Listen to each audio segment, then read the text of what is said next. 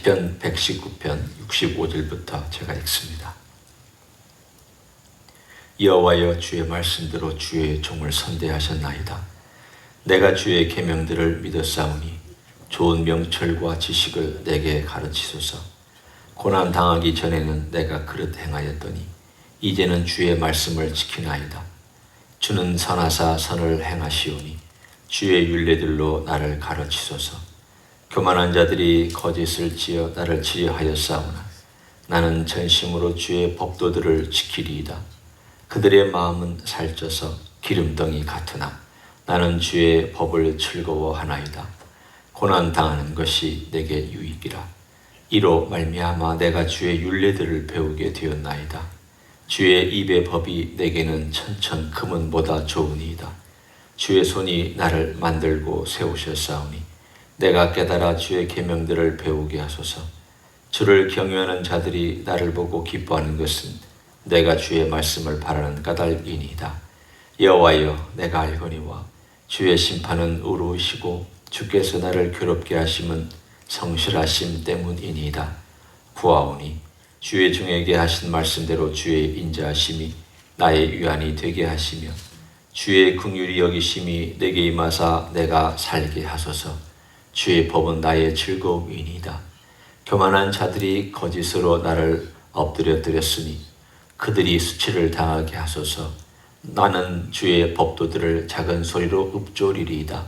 주를 경외하는 자들이 내게 돌아오게 하소서. 그리하시면 그들이 주의 증거들을 알리이다.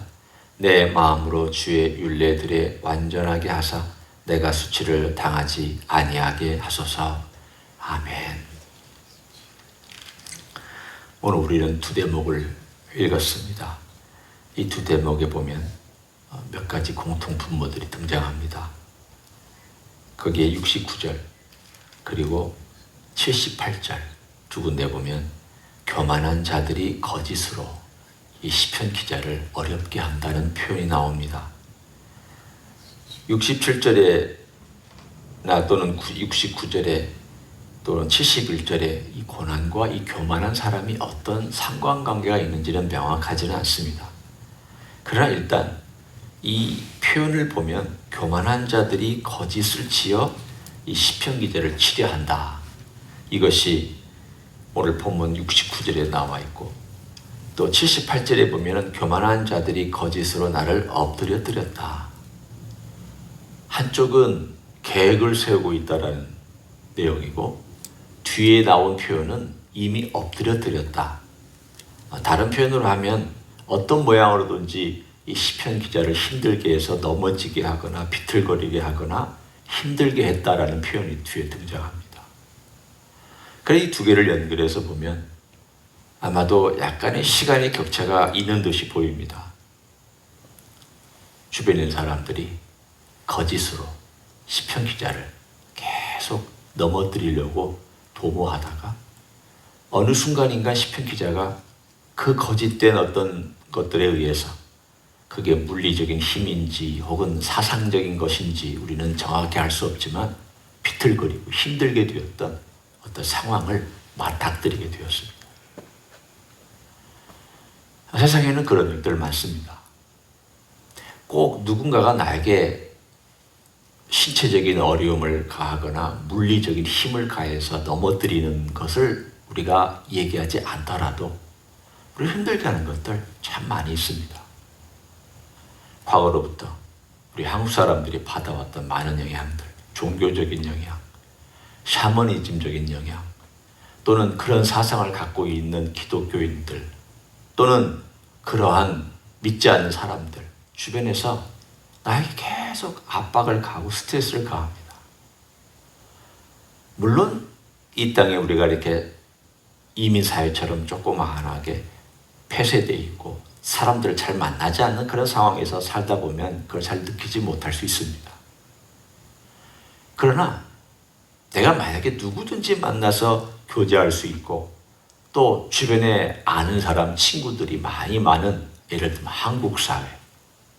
한국 사회는 내가 뭐 폐쇄된 사회 안 살잖아요. 동창도 있고 친구도 있고 이웃도 있고 다 대화가 통하는 사람들이기 때문에 영향을 주고받고 할 수 있는 그런 사회입니다. 하여튼 그런 사회에 살고 있든지 여기 살고 있든지 우리는 이 주변에 있는 사람들과 또 사상들의 영향을 받습니다.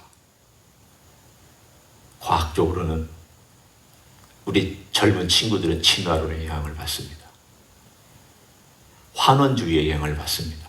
환원주의란 동물이나 사람이나 다 돌아가면 다 그 물질적인 요소들은 다 똑같다. 그러니 동물이나 사람이나 다 똑같은 걸로 환원되는데 뭐 차이점이 뭐냐? 인간의 정신도 호르몬의 작용이고 뭐 그런 어떤 전기의 반응에 불과할 뿐이다. 환원주의. 우리 젊은 사람들 영향 많이 받습니다. 또한 종교로서는 이슬람 대단히 성공했습니다. 기독교를 가장 방해할 수 있는 성공한 종교가 있다면 이슬람일 것입니다. 철학으로 가장 성공한 체제가 있다면 불교일 것입니다. 윤리로 가장 성공한 기독교를 방해할 수 있는 그런 체계가 있다면 우리가 알고 있는 유교일 것입니다. 또 이념으로서 가장 성공한 체계가 있다면 공산주의였습니다. 과거에는. 지금은 그것이 많이 무너져 내렸죠. 이 모든 내용들 하나님을 거부하거나 하나님을 희석시키거나 또는 기독교의 가장 기본을 무너뜨리려고 하는 철학, 종교, 이념, 과학 등등등의 모든 사상들이 사실은 우리의 삶 가운데 와서 우리를 흔들어 놓습니다. 한국의 기독교 여전히 유교적인 영향 많이 받고 있습니다. 여전히 샤머니즘적인 영향 많이 받고 있습니다. 여전히 과거에 있었던 것 또다시 살아납니다. 한국 기독교에 요즘 또 정치는 것, 예를 들면 이런 샤머니즘인 것들 또다시 살아나서 없어진 것 같은데 젊은이들은 또다시 그것을 추종하고 살아가고 믿고 재미로 본다고 얘기하고 그것들이 뭐 그게 큰 문제냐고. 나 하나님 믿고 살아가는데 그 재미로 보는 게 손금 보는 게 그게 무슨 큰 문제냐고 그렇게 살아갑니다.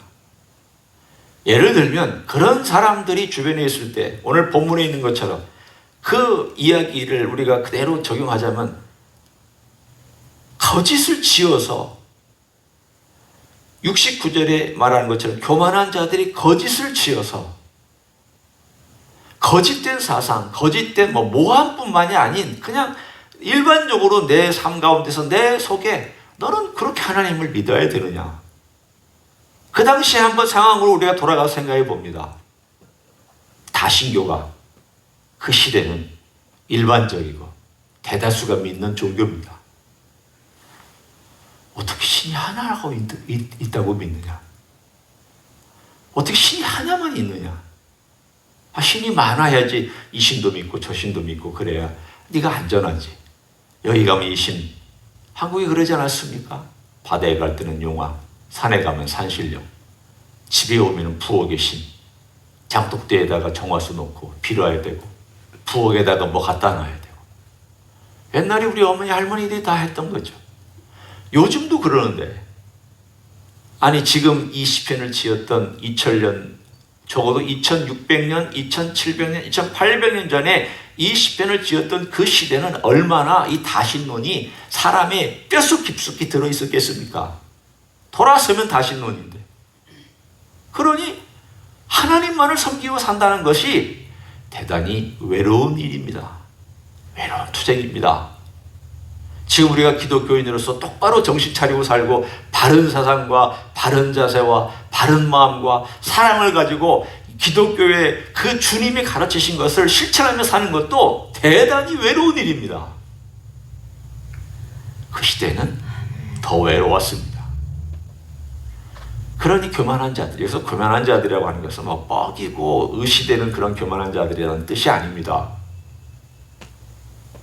하나님을 무시하거나 하나님을 별로 생각하지 않고 자기의 사상으로 모든 것들을 진행시키는 교만함을 얘기합니다. 이러한 환경 속에서 시편 기자가 영향을 받습니다. 신앙생활에 여러 소리가 들립니다. 그러면 아니라고 얘기했다가도 그러니까 자기 주변의 사람들이 또 그런 얘기를 하면 자기도 모르게 마음이 식어지거나 어려움을 당할 때도 있습니다. 시험 받을 때 있습니다. 하나님이 안 도와준다고 여겼을 때, 상황이 어려워서 계속 고난을 당하고 있었을 때, 아니 저 사람들은 하나님을 제대로 믿지도 않으면서 저렇게 잘 되는데 나는 하나님을 열심히 섬기고 하나님 말씀 지키고 주의 길을 따라가는데 왜 나는 안 풀릴까? 있을 수 있습니다. 그럴 때에 그가 마음에 시험을 받고 넘어지는 비틀거리는 그런 상황이 다가옵니다. 오늘 그때에 그가 어떤 고백을 하고 있는가를 우리가 볼 수 있습니다. 67절 그리고 71절은 많이 인용되는 본문입니다. 고난 당하기 전에는 내가 그릇 행하였더니 이제는 주의 말씀을 지키나이다. 잘 보시면 그가 고난을 당하는 것이 말씀을 지켜가지고 고난당한 게 아니라는 걸 알 수 있습니다. 고난을 당하고 나서야 말씀을 지킨다고 했습니다. 그러니까 역으로 생각하면 그가 고난을 당하기 전에는 말씀을 등한시했다는 뜻입니다. 어떻게 해서 등한시했는지는 모르지만 아마 이런 상황이었을, 제가 지금까지 설명한 이런 상황이었을 겁니다. 여러 가지 시험 받음, 주변의 사람들이 하나님 없이도 잘 살고 잘 먹고 성공하고 모든 것들이 잘 펼쳐나갈 때 시험 되죠. 마음이 힘듭니다. 적어도 이 땅보다는 제3세계에서 더 그런 것들이 확 하고 차이가 날 것입니다.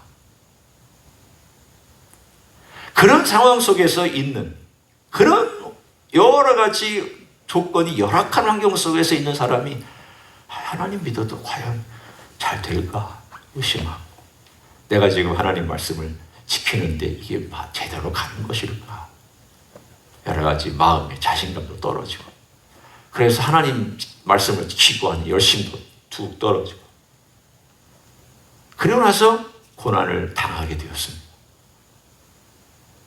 그랬더니 그가 고난 속에서 끙끙거리고 신음하다가 이 고난 속에서 하나님을 발견한 이야기가 오늘 본문의 이야기입니다. 고난 당한 것이 내게 유익이라 이로 말미암아 주의 율례들을 배우게 되었나이다. 고난이 다 유익은 아닙니다. 어떤 사람에게는 고난이 그 사람의 가지고 있는 어떤 잘못된 부분을 강화시켜주는 역할까지도 합니다. 크리스찬도 마찬가지입니다.